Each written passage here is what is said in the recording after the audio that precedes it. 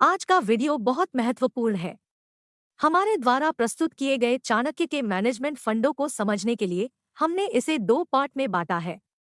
आप जानते हैं कि चाणक्य एक भारतीय विचारक थे जो अपनी बुद्धिमत्ता और व्यवसाय के क्षेत्र में अपने विचारों के माध्यम से बहुत सारे लोगों को प्रभावित करते थे। इस वीडियो में हम आपको चाणक्य के मैनेजमेंट फंडों के बारे में बताने जा रहे हैं, जो व्यवसाय और संस्थाओं को कैसे सफल बनाते हैं। तो चलिए शुरू करते हैं और इन फंडों से अपने जीवन को सफल बनाते हैं।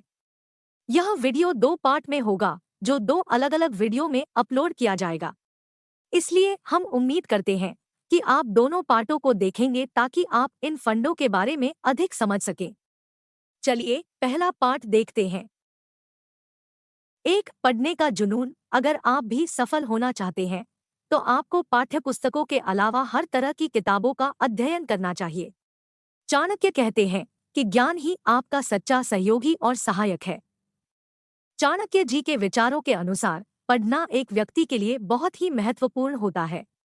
लोकप्रिय श्लोक के अनुसार, विद्या ददाति विनयं विनया ददाति पात्रताम, पात्रत्वात् धनमाप्नोति धनात् धर्मं ततः सुखम। अर्थात विद्या व्यक्ति को विनम्र बनाती है, विनम्रता से उन्हें योग्यता प्राप्त होती है, योग्यता से वे धन कमाते हैं और धन से धर्म का पालन करते हुए सुखी होते हैं। चाणक्य जी ने भी अपनी जीवनगत अनुभवों से यह समझाया है कि अध्ययन अनिवार्य है ताकि हम ज्ञान प्राप्त कर सके। वे अक्सर युवाओं को सलाह देते थे कि वे निरंतर पढ़ाई करें और नए ज्ञान की तलाश करते रहें। दो, किसी को छोटा न समझे। चाणक्य जी का एक बहुत महत्वपूर्ण विचार है जिसका उन्होंने हमेशा अपने जीवन में पालन किया और अपनी जीतों के बावजूद उनका यह विचार हमेशा अडिग रहा। चाणक्य जी ने कभी भी किसी को छोटा नहीं समझा था, क्योंकि उन्हें पता था कि हर व्यक्ति का सम्मान और महत्व होता है। चाणक्य जी का मानना था कि हर व्यक्ति में उसके अनुभव और ज्ञान का एक अलग अलग स्तर होता है। उन्होंने कहा था, व्यक्ति अनेक प्रकार के होते हैं, कोई बड़ा, कोई छोटा, कोई निकृष्ट, कोई श्रेष्ठ। चाणक्य जी ने इस वाक्य से समझाया कि हर व्यक्ति अलग अलग होता है और हमें उनके साथ समझौते करने चाहिए।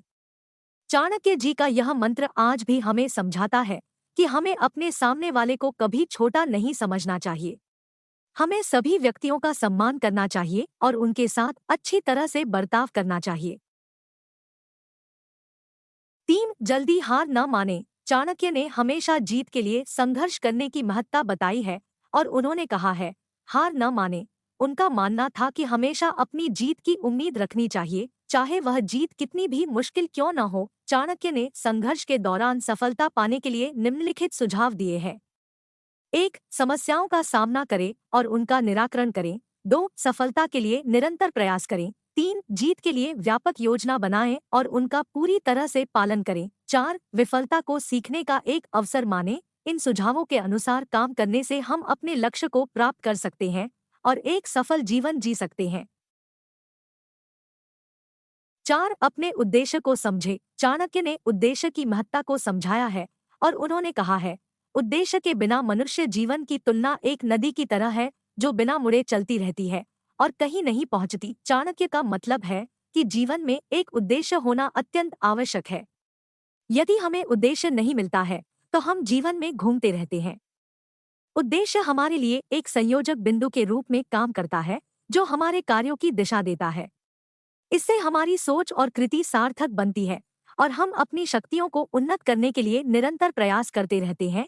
चाणक्य ने यह भी कहा है कि उद्देश्य के लिए समय सीमित नहीं होता है, हमें उसे प्राप्त करने के लिए निरंतर प्रयत्न करना चाहिए।